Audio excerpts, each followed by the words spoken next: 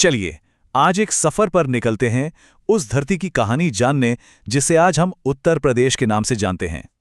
ये सिर्फ एक राज्य की कहानी नहीं है, बल्कि उस जमीन की दास्तां है जिसने हजारों सालों से भारत की तकदीर को शक्ल दी है, जहां बड़े बड़े साम्राज्य बने और जहां से बड़ी बड़ी क्रांतियों ने जन्म लिया।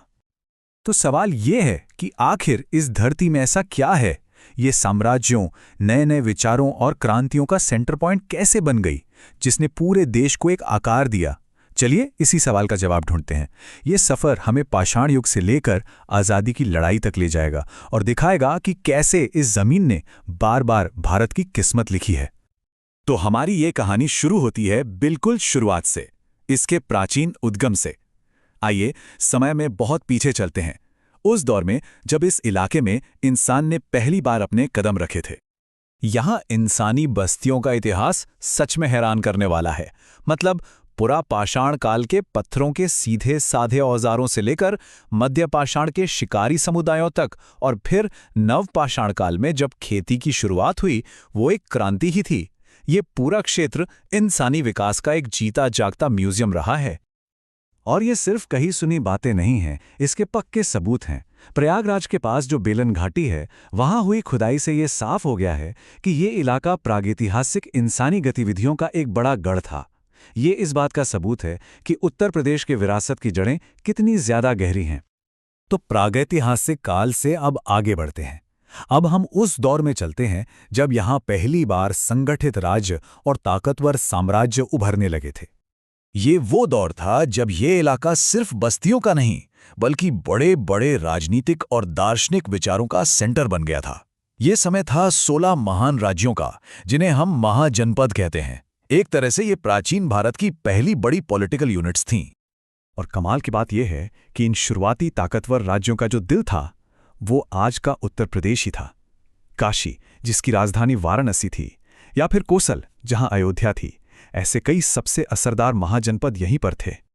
जरा सोचिए, उस जमाने के 16 महाजनपदों में से 8, जी हां, पूरे 8 महाजनपद इसी जमीन पर थे।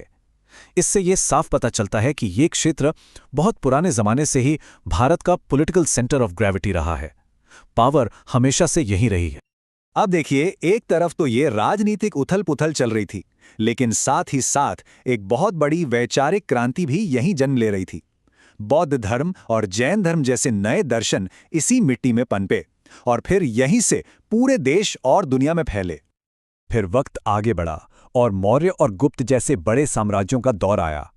उन्होंने इन सभी छोटे बड़े राज्यों को एक साथ जोड़ा और एक विशाल साम्राज्य बनाया। पाटलिपुत्र से लेकर मथुरा तक उत्तर प्रदेश उनके शासन का एडमिनिस्ट्रेटिव और कल्चरल सेंटर बना रहा, और इसी ने भारत के स्वर्ण युग की नींव रखी। चलिए अब जरा टाइम में एक लंबी छलांग लगाते हैं और सीधे पहुंचते हैं मध्यकाल में, जहां मुगल साम्राज्य ने इस क्षेत्र पर एक ऐसी छाप छोड़ी जो आज भी हर जगह दिखाई देती है। इस टाइमलाइन को देखिए जरा।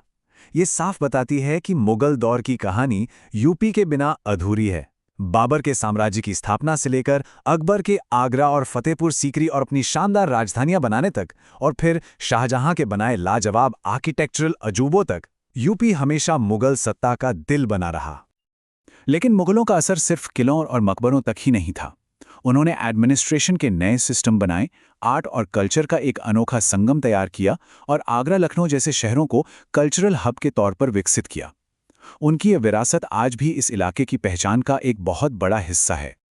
और अब हम कहानी के उस मोड़ पर आ गए हैं जो शायद सबसे ज्यादा नाटकीय और सबसे अहम है, 1857 का महासंग्राम। और जानते हैं इसका एपिसेंटर कहां था? जी हां, उत्तर प्रदेश। 1857 ये वो साल था जब एक छोटी सी चिंगारी ने पूरे उत्तर भारत में आग लगा दी, और वो चिंगारी वो यहीं उत्तर प्रदेश की जमीन से ही उठी थी।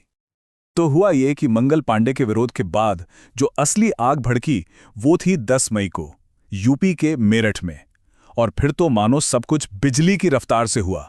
कुछ ही घंटों में विद्रोही सैनिक दिल्ली पहुंच गए और उस पर कब्जा कर लिया। ये विद्रोह की एक बहुत ही तेज और चौंकाने वाली शुरुआत थी। ये आग सिर्फ मेरठ तक नहीं रुकी, बहुत तेजी से फैली और देखते ही देखते पूरा उत्तर प्रदेश एक तरह से जंग का मैदान बन गया।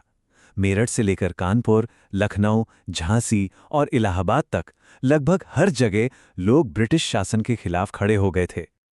और इस बड़ी लड़ाई को एक चेहरा दिया यहाँ के जांबाज नेताओं ने। झांसी की रानी लक्ष्मीबाई से लेकर लखनऊ में बेगम हजरत महल और कानपुर में नाना साहिब तक, इन सभी ने अपने अपने इलाकों में इस जंग की कमान संभाली और इस विद्रोह को एक मानवीय चेहरा दिया। कहते हैं कि 1857 का विद्रोह भले ही दबा दिया गया, लेकिन उसकी राख से एक नई ज्वाला जली, भारत की आज़ादी के संगठित संघर्ष की ज्वाला। तो चलिए कहानी के इस आखिरी हिस्से पर चलते हैं। देखिए, आज़ादी का रास्ता काफ़ी लंबा और मुश्किल था, और इस पूरे रास्ते में यूपी ने हर कदम पर बहुत अहम भूमिका निभाई। 1857 ने राष्ट्रवाद की जो चिंगारी लगाई थी ना, वो गांधी जी के असहयोग और भारत छोड़ो जैसे आंदोलनों तक आते आते एक सैलाब बन चुकी थी, और यहाँ के लोगों ने हमेशा आगे बढ़कर इसमें हिस्सा लिया। यहाँ एक घटना का जिक्र करना बहुत जरूरी है, जिससे पता चलता है कि यूपी में हुई एक चीज का असर पूरे देश पर कैसे पड़ता था। वो थी यूपी के गोरखपुर जिले में हुई चौरी चौरा की घटना।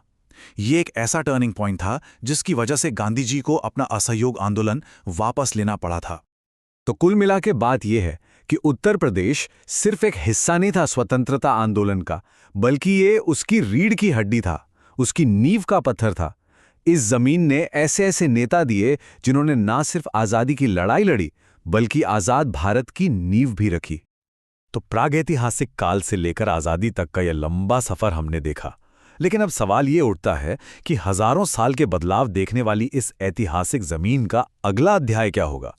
इसकी आने वाली कहानी कौन लिखेगा? ये एक ऐसा सवाल है जो सोचने पे मजबूर करता है।